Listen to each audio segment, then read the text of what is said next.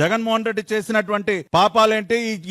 ఒక్కసారి మీరు చూసినట్లయితే 2014-19 మధ్య దాదాపుగా 745.24 కోట్లు అది ల్యాండ్ ఎక్విజిషన్ గాని R&R గాని నారా చంద్రబాబు నాయుడు గారు ఖర్చు చేసింది దాదాపు 750 కోట్ల రూపాయలు. ఇవాళ జగన్మోహన్ రెడ్డి 2019-24 మధ్య ఖర్చు చేసింది కేవలం 203 కోట్లు.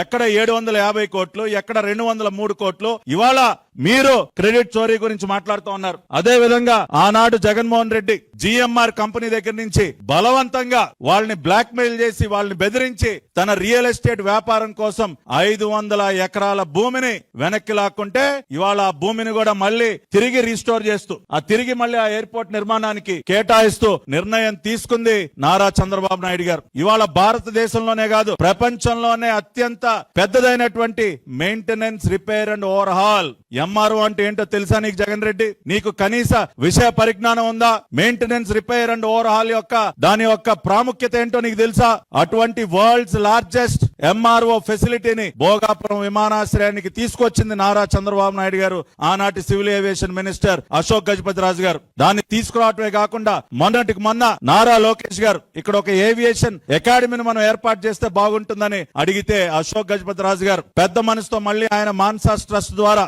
మళ్ళీ దాదాపు 150 ఎకరాలకు పైగా భూమిని ఉచితంగా మన రాష్ట్రంలో ఉన్నటువంటి బిడ్డలు సివిల్ ఏవియేషన్ సెక్టర్ లో ఇంకా మంచి ట్రైనింగ్ పొందాలి, తద్వారా మంచి ఉద్యోగ అవకాశాలు అందుకోవాలని చెప్పి నారా లోకేష్ గారి ఆలోచనకు అనుగుణంగా ఒక ఏవియేషన్ అకాడమీకి మళ్ళీ కూడా భూమి కేటాయించినటువంటి వ్యక్తి అశోక్ గజపతిరాజు గారు. ఈ విధంగా చంద్రబాబు నాయుడు గారు గాని, అశోక్ గజపతిరాజు గారు గాని, ఈనాడు సివిల్ ఏవియేషన్ గా మినిస్టర్ గా ఉన్నటువంటి రామ్మోహన్ నాయుడు గారు గాని, వీరి అందరి కృషి వల్ల గౌరవ ప్రధానమంత్రి నరేంద్ర మోడీ గారి సహకారంతో ఇవాళ ఉత్తరాంధ్ర ప్రజల యొక్క కళ సాకారం అవుతా ఉంది. నేను చూపించినటువంటి డాక్యుమెంట్స్ ఏవైతే ఉన్నాయో, ఇవాళ నేను చూపిస్తున్నటువంటి ఎన్విరాన్మెంటల్ క్లియరెన్స్ గాని, సైట్ క్లియరెన్స్ గాని, ఇన్ ప్రిన్సిపల్ అప్రూవల్ గాని ఈ ప్రాజెక్ట్ కి అన్ని కూడా సాధించింది నారా చంద్రబాబు నాయుడు గారి ప్రభుత్వం. 2014 నుంచి 2019 మధ్య జనవరి 2016లో సైట్ క్లియరెన్స్ తీసుకొచ్చారు. అక్టోబర్ 2016లో గవర్నమెంట్ ఆఫ్ ఇండియా నుంచి భోగాపురం ఇంటర్నేషనల్ ఎయిర్పోర్ట్ కి ఇన్ ప్రిన్సిపల్ ప్రాజెక్ట్ అప్రూవల్ తీసుకొచ్చారు. అదే విధంగా ఆగస్టు 2017లో